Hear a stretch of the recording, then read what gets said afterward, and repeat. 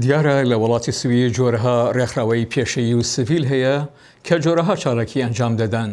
لە سودای دەنگی ئەمریکا مەهدی شوانی بەرپرسی گشتی فدراسیۆنی کوردی چەتر لەگەڵماندایە. کاکە مەهدی زۆر سپاس بوو بەشداربوونتان لە بەڕنامەی ئەمڕۆمان.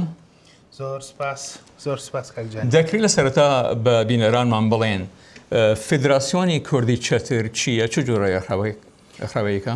زۆر چاک. من سەرەتا هەست بوو دەست پێ بکەم بە دەستخۆشی ماندوونەبوون لە یەکێکی کارمەندانی کەناڵەکەتان. ئێوە مای شانازیم بۆ گەلی کورد بەڕاستیم لە ڕاگای ئێوە جۆمان لە زۆر هەواڵی گرنگە بێت. ئەوە ڕاستی بێ فیدراسیۆنی چەتر لە ساڵی 2013 هەیە، نێزێک 60 کۆمەڵە 65 کۆمەڵەمان هەیە لە وڵاتی سوید کارەکەین لە کاری کولتوری لەگەڵ سڤیلە بۆ کۆمەلگای سڤیل. ڕێکخراوەکانیشمان هەر هەمووی لە ژێرباری ڕێکخراوی NGO Non Government Organizations. کاکە مەهدی چۆن توانیتانە ئەم هەموو ڕێکخراوانە لە ژێر یەک چەترە کۆ بکەنەوە؟ ئەوەی ڕاستی بێ ئەوە زۆر ئێمە زیاد لە 12 ساڵە کارەکەم لەم ڕێکخراوانەیە، بەڵام لە 2013 توانیمان بە شێوازی نێزێک زیاد لە 100 کۆمەڵە دروستکەین. خۆم و کۆمەڵێ کادری و کارگێڕی بەڕێز و خۆنەویست زۆر سپاسیانەکەم لێرەوە. هیلاک بوون مادوو بن لەگەڵمان، زۆر هیلاک بووین تاکو لە شارەکان هەموو شارەکانی سوی توانیمان کۆمەڵە شتیوا دروستکەین، کۆمەڵە ڕێکخراو دروستکەین. بەڵام هەرچەند ئێستا لەو زیاد لە 120 کۆمەڵە بوو، ئێستاکە 60 کۆمەڵە بەفعلی پەیوەندیان پێوەمان هەیە کار و چالاکیمان لەگەڵ ئەنجام. چارەکەکانتان کارەکانتان بە چ شێوەیەکە؟ ئەوەی ڕاستی بێت دروستکردنی کۆمەڵەیە، سازکردنی سیمینارە، بەرزراگرتنی کار و یادە نەتەوەیەکانە. ئەم جاش لە هەر کۆمەڵێک زۆربەی کۆمەڵەکانمان فێرکردنی خولەکانی فێرکردنی زمانی کوردیە، هەروەها خولەکانی فێرکردنی ئەم شتی تەکنەلۆژیەک و کۆمپیوتەر و چی شتێکی پێویستە بۆ کۆمەلگا، هەرەوە هاوکاری خەڵکی بۆ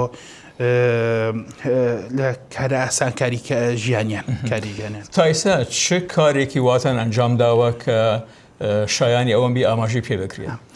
ئەوەی ڕاستی کارەکەمان هەرەمووی جوان بووەتەوە هەروەها بڵێیت. بەڵام 2014 کاتێک ئەو کە هەرێمی کوردستان کەوتە ژێر ئەو هێرشی دڕندانەی چەتەکانی داعشەوە، ئێمە ئەو کاتە بەڕاستی خەڵکی زیاتر زۆر لەگەڵمان بوون. توانم بڵێم 23 2015 یادی نەورۆزمانە بۆ هەموو ساڵی بە هەڵپەرچیەوەمان کرد. بەڵام ئەو ساڵە بە خەفەت و ناومان نەورۆزی شەهیدان.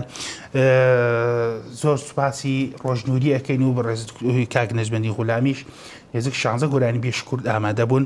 هەروە چەند کەناڵێکی کوردانی سوید و کۆمەڵێ کارگێڕی ترمان پەیوەندیی تەلەفۆنێتی زۆرمان کرد و ڕکلامێ زۆرمان کرد، زیاد نێزێک 2000 کەس. سوپاس بۆ پۆلیسی سویدیش ئەو کاتە لێوێ زۆر حیمایەتیان کردین. چالاکیەک زۆر گەورە بوو، خەڵکێکی زۆر هات هەرچەندێ بارانیش بوو. هەروەها لە 14 2015 یادی ئەنفالمان کرد. یادی ئەنفالەکە زۆر خەڵەباڵغ بوو.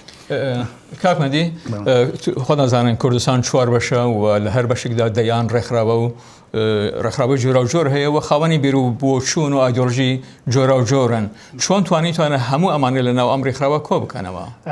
ئەوەی ڕاستی بێمە خاڵێکی هاوبەشمان هەیە لەگەڵ و هەموو حزب و ڕێکخراوانەوەش کوردایەتە. دوو مافی مرۆڤە، سێ ئێمە هەر هەمومان ماندوو چەساوین ڕامان کردووە لە ڕژێمێرە، چی ڕژێمێک بێت چی کاتێک بێ. لەگەڵ و حزبە سیاسیانەش ئەم خاڵ هاوبەشەمان هەیە. ئێمە دژایەتیش لایەنێک ناکەین، مەبەستمان خزمەتە.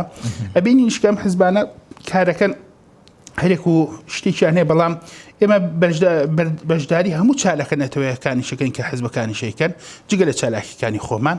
پەیوەندیمان خۆشە لەگەڵ هەموو لایە، هەموو لایەکش پشتگیریمانەکە.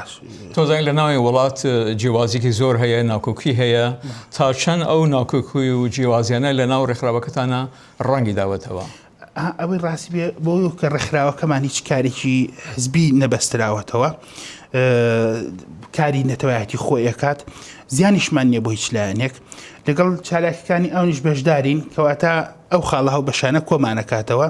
هیچ حزبێک لایەنێ زیانی بە ئێمە نەگەیاندووە شکر، بەڵام پەیوەندیشمان خۆشتر بۆ و بەهێزتریش یەکشمان پشگیری یەکشمان کردووە لە کارانەتەوەیەتەکان. دارایی ئەم ڕێکخراوە لە کوێ داوی نەکرێتن؟ دارەی ئەم ڕێکخراوە لە هەموو ئەوروپا هەیە، نەک بەس بۆ ئێمە هەموو ڕێکخراوەکان لە وڵاتی سویدۆ دابی نەکرێ. ئەویش سوودێکی زۆر زیاتری هەیە بۆ وڵاتەکە. هەر ڕێکخراوە بڕێ دارایی وەرەگرێت دەقات سوودی هەیە بۆ وڵاتەکە. مەهدی شوانی بەرپرسی گشتی فدراسیۆنی کوردی چەتر، زۆر سپاس. زۆر سپاس.